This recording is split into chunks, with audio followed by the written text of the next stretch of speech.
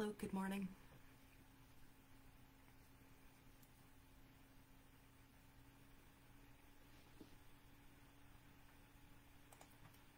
Good morning and welcome to this week's Learn with Lorna, number 121, Further Stories from the Highland Archive Service Diaries.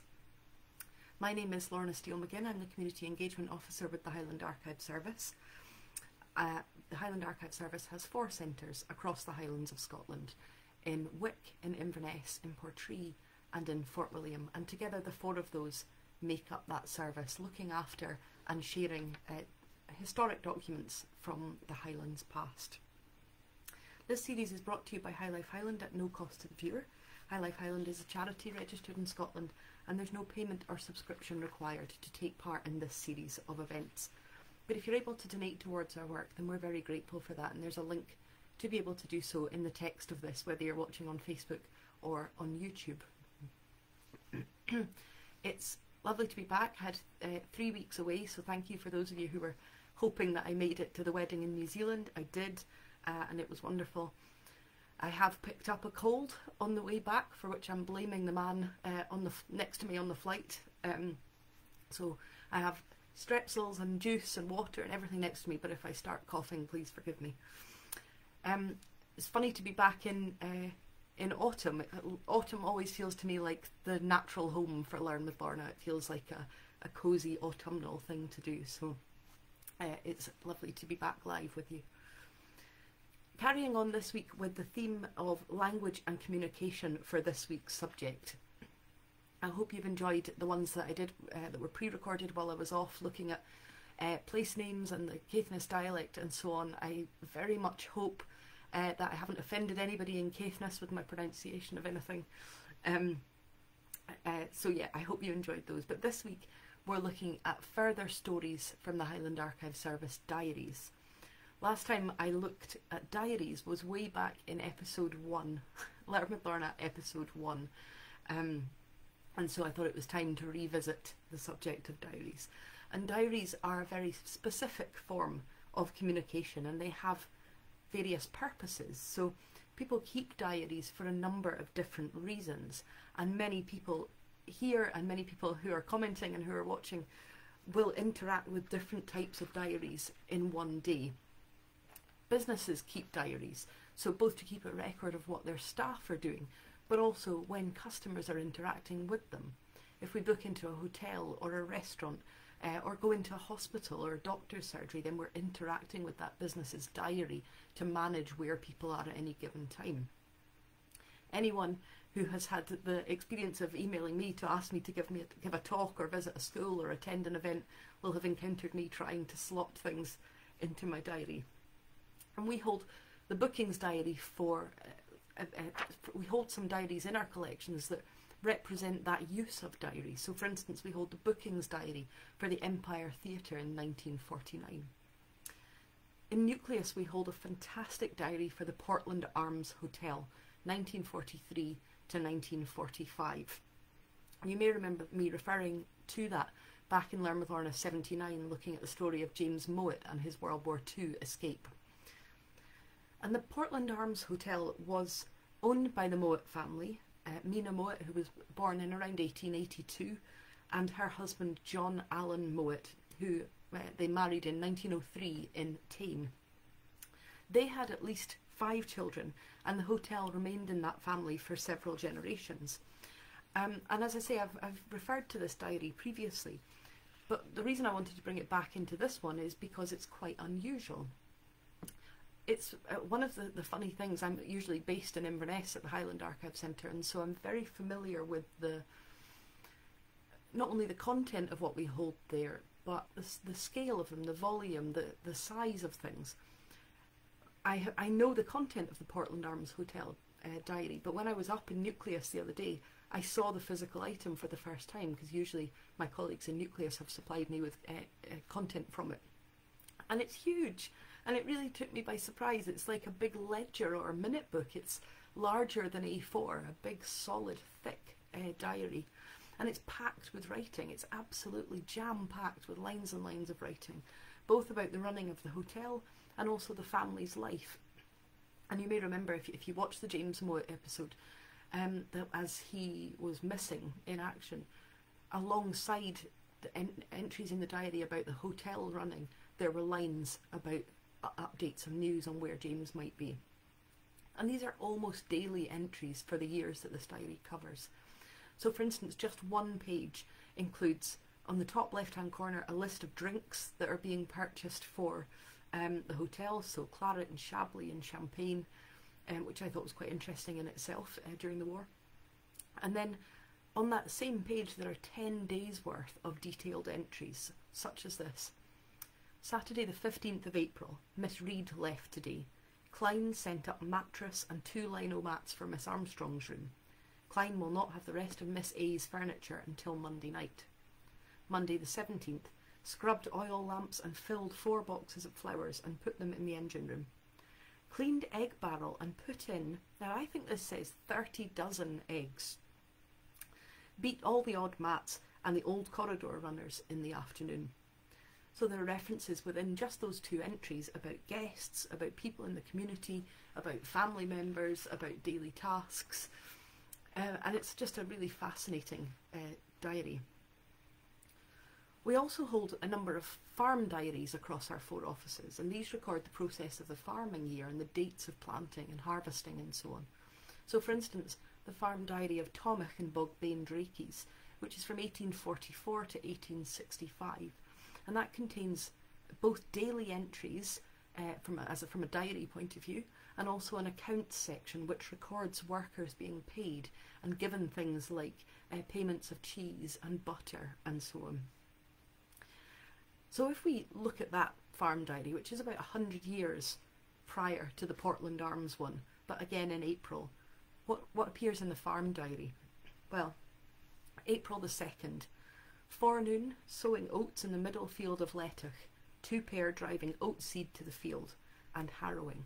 6 pair harrowing. Afternoon, 8 pair harrowing, same as forenoon, fine day. April the 5th, and you can see it's broken into forenoon and afternoon. Forenoon, 4 pair thrashing oats at barnyards, 1 horse and cart away to Carney with hay, 2 pair in the stable, the men at the threshing, 1 pair ploughing, horse driving straw from Tomach. Afternoon, 2 pair in single carts at the quarry for stones, 2 pair ploughing before the square, 2 pair harrowing the endings of the lays, another fine day. So you can see there it's a totally different use of a diary. You can imagine that those entries would be useful both for calling in payments if those horses are being used on other people's land, but also in future years to look back and see what had been done when. Is the harvest later this year than last year? Were we already sowing seeds this time 2 years ago? Hugh Lyle's crofting diaries, which I know some people will be familiar with if they follow the nucleus page. Hugh Lyle's crofting diaries are another great example of this record of what's happening on the land. And that's one of the really fascinating things about diaries and why I wanted to include them in this communication section, because diaries are a totally different form of communication. They're about communicating either within a team or to yourself, which is something that we don't really see in any other form of communication apart from maybe the notes section of your phone or post-its. If anyone's like me, I have piles of post-its all over my desk. But people write in diaries to communicate with their future self sometimes. Sometimes it's to pass on information, so we have many engagement diaries that we look after in the Archive Service. And unlike those huge diaries of Portland Arms Hotel, many of these are absolutely tiny little diaries that you can hold in a closed fist. They weren't designed to sit on a desk like the hotel one would be. They're designed to be slipped into a handbag or a pocket so that people can arrange appointments and dates. So you can use a diary to remind future you of an appointment, but also to ensure that future you remembers what you did on a certain day in the past, or what was going on in the world on a certain day. I think I've said before that my mum is an avid diary keeper, and she starts each day by reading her diary for the same day last year to see what was happening. And I know a lot of people do that. We hold 41 diaries and notebooks of the Rogart schoolmaster William Campbell at Hark in Inverness, and these really illustrate that mix of personal and global information. And you can imagine him looking back over these diaries years later and reflecting on what he had written and what he'd witnessed. So for instance, August the 5th, 1914, got up at 4 a.m, got ready, being Rogart holiday. Found day excursion cancelled owing to the war. So August 5th, 1914. Bella, Hamish, Russell and Agnes went to Nethy Bridge. Myself and Eric to Invershin, where we stayed all day. Territorials going south, and a large number of blue jackets went north. War declared by Britain on Germany and by Germany on Britain. Owing to serious crisis, war is the topic conversed on by all. Felt the seriousness of the situation all day. Prices of foodstuffs going up rapidly. Food, sugar at 6pence halfpenny a pound today. So it's just a very interesting example of something that any of us might write, very similar to something we might write at the moment. And diaries are used for recording both the everyday and the unusual. So you can see that he's writing there the unusual situation of war being declared and the pressure that he feels all around him, but also the fact that he went to Invershin and spent the day there with Eric. So there's that mix of the everyday and the unusual that appear in diaries. And quite often people who don't regularly keep diaries might do so on a special occasion, like a holiday or a trip. And we hold quite a few examples of this. We hold a pocket diary believed to have belonged to Aeneas Mackintosh of Moy, the 23rd chief of Clan Mackintosh, and it includes this record of a journey. So he's setting out from Moy Hall on for Lochaber on the 1st of September 1784 with his factor and Captain Lachlan Mackintosh of Clun. And he says, "They passed the night at Far. His wife not being well made the house not so cheerful as usual. However, Far entertained them very friendly." Continuing the journey, he's at Dunmaglass, and he says, "I was joined by Captain Donald Mackintosh from Inverness, who I had asked to accompany me, in order that when any of the Lochabrins plagued me, he might amuse them and give me time to attend my business." Further on, he says, "The view from the high hill above Fort Augustus is vastly I'll try that again. The view from the high hill above Fort Augustus is vastly picturesque. The fort appears like a nobleman's chateau, beautifully situated, having the end of the Ness a mile broad in front, and 2 large rivers on each side. The tavern is tolerably good," he says of Fort Augustus. On the 4th day of his journey, he passes Lagan, and he says, "There is a military station here to prevent theft. This is the chief residence of the Kennedys, a race notorious for theft, who were turned out for their malpractices. God knows what mischief may follow as they go armed and they rob everywhere." I hope there's nobody called Kennedy watching who's going to take umbrage at that. When they get to Fort William, he writes, "Mr. Cameron, with a wooden leg, told us that the gentlemen of the name of Cameron were assembled to make merry of their chief's getting his estate, and wishing us to drink to this, we readily did, drinking health and prosperity to the family of Lochiel."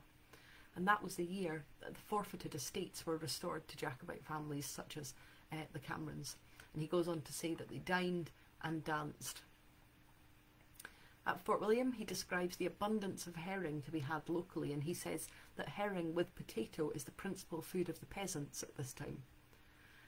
He continues that a Parliament employee was to inspect the lakes, creeks and bays of the West Coast and islands of Scotland in order to report on the proper method of encouraging the fisheries, and directs the view. He says that the same parliamentary person has been given instruction to view the ground from Fort Augustus to Fort William to know at what expense a canal might be made between the east and the west coast, which of course went on to happen. He goes on and describes various people that he meets, including a West Indian widow, tenants of Lochaber Estates, MacDonald of Atriachan, it says. My mind thinks that's going to be Abriachan, but perhaps someone will correct me.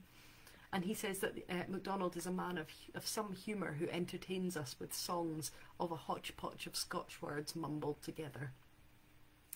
And so he goes on and describes this journey and the things that happened to him, and something that we don't always see reflected in these historic, we don't expect maybe to see reflected. He says they stopped at a tavern to get some bread and butter and cheese and a drink of grog. They went on in the same way at various places, until, having indulged a little on the bottle, I very nearly fell from my horse, but my servant prevented it. However, I hurt my thigh very much, and I was afraid that I had dislocated my hock bone, and I was confined to bed for several days. And he eventually returned home to Moy on the 15th in a post-chaise. And so that was the end of his Highland journey and the diary. And we don't hold any other diaries that he has written, so we don't know if he was a regular journal keeper or if this was just something because he was doing something unusual. There's another diary of a Highland holiday, this time held in our Skye and Lochaber archives.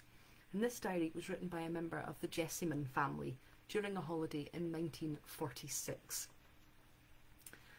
It's another good one. Thursday the 15th of August 1946. Did a number of things during the day. Packed and got ready to go off on our summer holidays. Left at 9 p.m. in a taxi and went to Birmingham, where we got on a sleeping train to go to Glasgow. As we'd only been able to book 3 single first-class sleeping berths, I had a separated sleeper, while Daddy, Mummy and Rosemarie, of whom Mummy and Rosemarie had to squash into one. The next day, arrived at Glasgow at around 7 o'clock in the morning, had breakfast at the Central Hotel belonging to the railway at the station, wandered around Glasgow until lunchtime. I was bought a new raincoat. Mummy went to have her hair done and left Daddy and Rosemarie and I to wander around until after 11 o'clock. Goes on to say that we had we had lunch, changed trains, got a train to Aberdeen. And then they get off the train at Aberdeen and get on a taxi to Rhynie. Auntie Janet got on the train as we got off, as she is a nurse, and she's returning from, I suppose, a sort of holiday. It's really interesting. I don't know how old the person is that's written this diary, but the fact that they talk about Mummy and Daddy suggests quite young. But also that description of Auntie Janet, who's a nurse. She'd been somewhere, and I suppose it was a sort of holiday. The next sentence suggests it probably wasn't a holiday Auntie Janet was on. I saw my grandmother, but as my grandfather has been very seriously ill and going backwards and forwards, getting better and worse for some time, I did not see him. A number of the Jessamine family are at Rhynie to help look after him. I expect Auntie Janet was helping when she was there too. She goes on, or he goes on to the next day and says, we went back to grandfather's house, which is called Hainwith, for breakfast at 9 o'clock in the morning. After breakfast, Daddy and Mummy and Rosemarie and Aunt Lil, who is also a nurse looking after my grandfather, we got ready and we went fishing. Aunt Lil, who's good at fishing while using worms, the others were using flies. She caught 4 small fish and 2 were thrown back. No one else caught anything. I lost a fly up a small tree. I get a picture of the rod going backwards and catching a tree. So from Aberdeenshire, they make the journey across to Skye, but not before on Sunday the 18th of August. The family, the children, are perhaps a little bit bored because she says in the diary, we were not allowed by Grandma for religious reasons to play dominoes as it was a Sunday. And they go across to Kyle and then from there to Skye. And there are some great diary extracts about what they do, about going fishing, about doing jigsaw puzzles and playing bridge, she says, like it's a newly learnt word to her. We caught the bus and we saw local fishermen emptying lobster pots and tying up lobsters' claws. In one lobster pot there was a very large eel, about 2 or 3 feet long, I should think. They send them to Billingsgate Fish Market, in London. And then just more descriptions of lunches out and tea time and going for walks, and the fact that the great excitement is that the sun shines for most of the time. So there's a different feel to that diary. You know, it's a young person's excitement of being on a holiday and a young person's view of that. But I wanted to finish by focusing on one particular diary. This is another fantastic diary that describes a journey and a voyage, also from our Skye and Lochash collections. This diary was written by the Reverend William Campbell, and it records his journey across the Atlantic from Skye to Canada in January 1908 on the Lake Erie. William was the son of James Campbell, who was the factor on the HAS estate, and his brother, William's brother, was a doctor in Manchester. He had died of consumption, but he had been due to marry a lady called Flo. But on becoming ill, it's believed that he then arranged for her to marry William instead. So the William who has written this diary at the time of writing is married to Flo. And this journey sees William leaving Flo and travelling alone to Canada. And he was later followed by Flo and their children, and they went on to have another son in Canada. The diary is absolutely fascinating, and both Catherine and my colleague in Skye and Lochash, Catherine and I had a real blast reading it. We just kept going, oh, I don't know, oh, this is great. And it was really hard to choose sections to share with you, but I've chosen these. So first of all, William's departure. January the 13th, 1908, and then he writes in brackets, awkward date the 13th. We left Roskill about 2 a.m. and arrived in Portree in good time for the steamer. Poor Flo must have been stiff when we reached there, for she had the baby on her knee the whole time, without much room for changing her position. The day was very pleasant, and we decided to stay on the steamer to Malig. The scenery is of course varied, and besides it gave me time to draw breath and reflect. My reflections on these things altogether crowded and pressed into my mind so overwhelmingly, but although I appear outwardly calm, I really could not settle. First, and he goes on to say, his thoughts are affected by his thinking of his mother, who will probably not see again in this life. God bless her. She has had her own share of trouble, especially in bereavements. She is no more perfect than the rest of us, but I believe that she fears God and loves Christ, and she was a good and kind and thoughtful mother to me and to all of us. Then my principal thoughts were about Flo and the children. Poor dear Eric, he is such a nice little fellow. He and I sometimes had little differences, and he was as distressed while they lasted, and I used to be as miserable as himself, but while travelling we were always the thickest of friends. Every time I looked at him that day, my heart was full. Flo, dear old girl, is the best, and the happiest and the most thoughtful of travelling companions I ever had. If I had lots of money, I should always be travelling, but I wouldn't go anywhere without Flo. Upon my word, I know I love her, and she knows it too, but I never had thought what a void her absence makes in my life for the time since we parted. With these and many hundreds of other tumultuous thoughts in my mind, about Flo and the children and how they would fare, and about myself and about how I should succeed, and how soon we could be together again in the land across the sea. Why, it was like a busy shop counter, where the merchant couldn't attend to nearly all the customers, so my thoughts crowded so fast that my mind couldn't deal with them anything like satisfactorily. My thoughts left me dazed and confused. I love that description of his mind being so full of thoughts that it was like a shop counter that couldn't be attended to. We rolled along to Glasgow comfortably, and no one of us, not even my little sweetheart, was any the worse. Next day I trained off to Edinburgh and had about 3/4 of an hour to get what I wanted, and was back in Glasgow at 12. Met Flo and the children, and to our annoyance there was little or nothing of what I required. However, we got everything in Forsyths. By and by came the time for Flo's train, which meant parting. I shall never forget Flo and Eric standing at the carriage window. When the train disappeared, I just braced up and silently breathed one little fervent prayer to God that it mightn't be long, and I turned away. I hope you'll agree what what a capturing way he has of writing. It's a really evocative way of writing.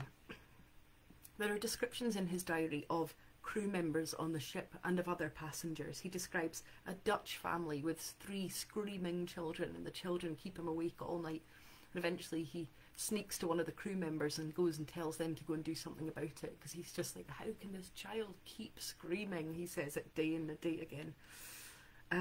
He describes a young man who is very witty and a remarkable genius. 2 sisters. The elder is very pretty and the jolliest, nicest and most sensible girl I've ever met. And the younger, more reserved but cleverer and also very nice. This is always interspersed with his sorrow at leaving Flo and how much he misses her. And the passengers and the crew were obviously also studying him, as this extract shows. Saturday the 18th. A slight breeze on this morning and very fresh. Now you'll remember that William Campbell was a minister. We are 685 miles from Liverpool. As usual, word has gone around the ship that there is an Irish priest on board. One of these beggars of stewards saw Rev somewhere on the box. The doctor rushed up to me, holding his sides with laughter, and said, "You've been discovered. There are a score of Catholics on board, and they'll lay siege to your room for confession and all sorts of things." I protested that I was not a priest, and he said, "Well, everyone thinks you are, and certainly you look like one, only you're better dressed than any priest I ever saw." Well, I managed bit by bit to convince them that I was not, but I couldn't think to deny I was Irish. Everyone took me for an Irishman, and I was quite content with that, but I draw the line at being a priest. I wouldn't care if they wouldn't ask me to perform any of the priest's offices, but it's there that the awkward part comes in. I was trying to travel incognito, but whether or not from the captain, who's Irish himself, downwards, they are now all perfectly certain that I am also Irish. I love it. I love his description of that. There's also a great extract that shows his humour when he's describing a windy day. Here, Monday the 20th. Awoke early and feel brighter. Up on deck at 7 and walked a good hour before breakfast and felt refreshed. Smart breeze and the ship was lurching a good deal. Only one lady at breakfast. Great difficulty in keeping one's feet. One had to run to get hold of something. My room companion and I and another of the young men were standing chattering with Miss Armitage when one fearful lurch came. Away went one of the fellows, away I went after him, he fell, so did I, and away came the third and fell on top of us both. We were all there in a heap against the railing, 3 strong young men, all struggling to get up, with seas running at 20 or 30 feet high. Well, we all scrabbled up to our feet as best and as fast we could, and shook ourselves. I don't think I ever laughed so much. It was my first laugh for 24 hours at least. I held that I went to save the man that went first, and the third man said that he went to save both of us. And Miss Armitage, who was the only spectator of the tragedy, or comedy, or whatever it was, can't meet us or pass us without stopping and laughing until she was so doubled up for fully 5 minutes it continued for days. No doubt we did cut very ridiculous figures. I hold that my Christian virtues are too highly developed to admit my indulgence in revenge, but human nature is human nature, and pretty much the same article I find all the world over. And so this evening, as I was rushing from the dining saloon door to the next stateroom corner to catch a rail, for the ship was rolling in grand style, who did I see sliding down regardless of anything and everything and shouting out at her loudest that convenient and most used of all English monosyllables, "Oh!" I had the immense satisfaction of helping Miss Armitage to her feet, and it was my turn, and without any extravagance I cannot deny, I took full reasonable advantage of the situation, and Miss Armitage also laughed more than I did. Isn't that just an absolutely brilliant description? It sounds like it's come straight out of 3 Men in a Boat, which is up there in my top 5 books. One of the things I really love about this diary was Reverend Campbell's descriptions of how they filled their time on board ship. One of the most fascinating things to me, this will seem particularly timely, was the way that they recreate the British House of Commons, with various passengers taking on various different roles of the government. So he writes in his diary here, "I have proposed that we start the British House of Commons in the smoking room every evening, and they have enthusiastically taken it up. I am to be appointed Speaker of the House. Robertson will be known after this as Mr. Balfour, Jackson as Sir H.C. Bannerman. We have Chamberlain and all the leaders, and they are all to be known by these names all the voyage now. Old Age Pension Bill is to be introduced on Monday night by Mr. Chamberlain. We have, of course, the Irish Party, and every member representing a county. We have a distinct model of the House of Commons." And throughout the voyage, they keep this up, and they discuss many of the subjects, contemporary subjects of the day that were being discussed by Parliament, and they come to conclusions on them. So they will each take on a role, and then at the end they will have a vote and decide whether they are going to proceed with a bill or not. They didn't give women the vote, incidentally. But his descriptions of these sessions are fantastic. So he says that one, Chamberlain acquitted himself admirably. Balfour seconded the bill. This was a Tory government. The debate was prolonged for 2 hours. The vote was taken and the government was defeated. It's just such a fascinating way of filling your time. And one of those things that we've really, really lost, that sort of parlour game element that we've really lost with the rise of technology, I think. And diaries are, of course, often associated with thoughts and opinions and feelings and attitudes, often written for only your own eyes or for selected eyes. So at the beginning of Reverend Campbell's diary, he writes, "To my brothers." So it's almost like he keeps a record of this voyage with an aim of giving it to his brothers to tell them what he's been up to on the journey. And there are some interesting opinions in it. One of my favourite ones, again, you really get the feeling of his sense of humour. It says, "The poor Methodist minister was not a debater or a speaker, but a good listener. I dare say he's useful where he is, but I could hardly think he could be useful in many places else," which might be my new favourite insult. A very interesting description of another passenger, Southby. Early on in the diary, he describes Southby's story. He says he had gone from Bristol to Klondike 7 years earlier with nothing, had become a miner, eventually bought his own mine, selling it for $120,000, and he was planning to retire home in England. And Reverend Campbell, who writes this little summary of all the other people on the ship, he says, although Southby is a gentleman in breeding and in manners and has achieved a huge amount, he's not temperate and is frequently drunk. And then a few days later in his diary he writes this: "Yes, I expected it would come to this. Poor Southby is down now. He simply ran himself out of it, and while we are happily romping about, well, at least I am, he, poor soul, is in the throes of misery, and the doctor is attending him. The little or no sympathy at all one gets in this condition, it's misunderstood. It is a disease, a very tangible one too. You might as well go to a fever bed and try to argue or scold the man out of a fever as to go to a man upon whom drink has laid hold and argue or scold him out of it. To be me, treated equally is essential." He says, "To me, to be treated equally is as essential in one case as in the other. I believe I could issue a challenge to produce one man that was ever lectured from drunkenness into sobriety," which I just thought was a really interesting opinion for a minister of the time.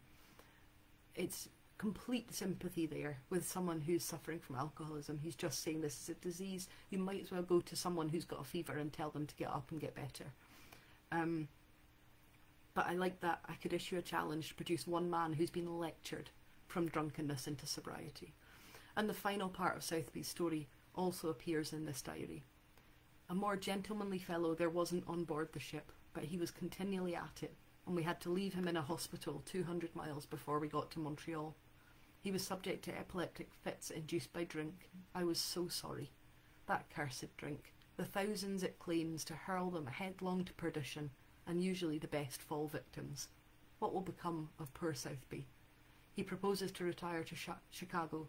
I shouldn't be surprised to hear of him being robbed of copper and being a beggar before long if he can't alter. The poor fellow. I wanted to read two last extracts to you. I mentioned that the passengers recreated the House of Commons, and towards the end of the journey they went one better than creating the House of Commons in the search of fun.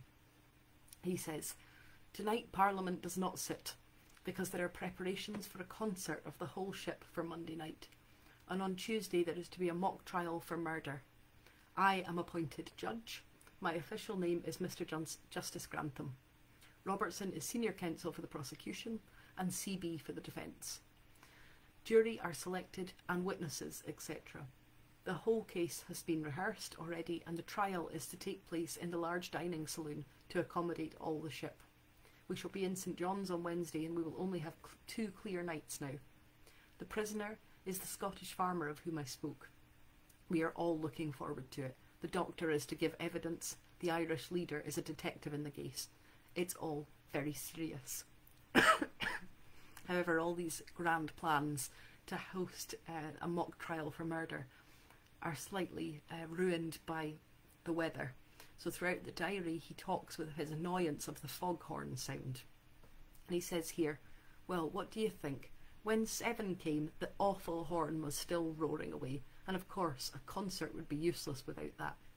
So they were due to have the concert on Monday and the trial for murder on Tuesday. The concert had to be postponed, and we only had the next night to count for the concert, and therefore our mock trial had to be shelved. We were put out, I can tell you, but we had to bear it with the best grace we had, and the prisoner was released pending His Majesty's pleasure. Well, it was between His Majesty and the foghorn. It left us all to spend an aimless sort of night. The night was very dark. What a terror it would be if one of those huge steamers had bared down and rammed into us in the darkness. When I thought of it, I was more reconciled to the sound of the horn. And I wanted to finish just by sharing the final couple of paragraphs from the diary. This is after he's sailed past Newfoundland towards New Brunswick, landed, and has gone on by train to Montreal. And this is how he finishes his diary. "And this is Canada. The station is just at the head of the quay, and as we were starting the train, I rose to the window and said goodbye, good old ship. I received nothing but civility, courtesy, and kindness since I was on board. Goodbye to everyone on board, and God bless you." And I took off my hat, and the whistle blew, and off we went. Snow, snow, nothing but snow. We went past a great many thriving villages and little towns all along the route. This is New Brunswick. About 1 p.m. next day, we reached Montreal, the largest town in Canada, a magnificent town. One of the finest towns ever I was in. Stately buildings, and oh dear me, the churches. I had 6 hours here before my Toronto train would go, and I explored a great deal, and it simply kindled my admiration to enthusiasm. The public buildings, the churches, the stations, the car system, the handsome turnouts. You needn't follow me to Toronto. We were there next evening, and arrived as fresh as a daisy and as happy as a lark. Why, a voyage like that would make a dead horse frisky. Now to sum up, whatever becomes of me, and I have every confidence it shall be well, but in any case I shall ever entertain the best kind of feelings towards my fellow passengers on the Lake Erie during that delightful fortnight, and I add that my sincerest wishes and my earnest prayers follow them wherever they may be. The Lord keep thee and bless thee. The Lord make his countenance shine upon thee and give thee peace, and to me and mine also. God save the King. It's a beautiful diary, isn't it? I hope you agree. I've overrun as I knew I would. Thank you for joining me. Thank you for listening to these extracts. Apologies to those who had said last week what a lovely speaking voice I've got, and you have now had to listen to this. Hopefully by next week I'll be hale and hearty. So I hope you can join me next week for Caman na Gael, the language of the Gaels, or the voice of the Gael. If you're around Inverness on Saturday, please do come in to the Highland Archive Centre. We have an event from 2 o'clock looking at the history of the Caledonian Canal. This series is brought to you by High Life Highland at no cost to the viewer. High Life Highland is a charity registered in Scotland, and there's no payment or subscription required to take part in this series of events. But if you're able to donate towards our work, then we're very grateful for that. Thank you so much for all your lovely comments too, and I'll see you next week.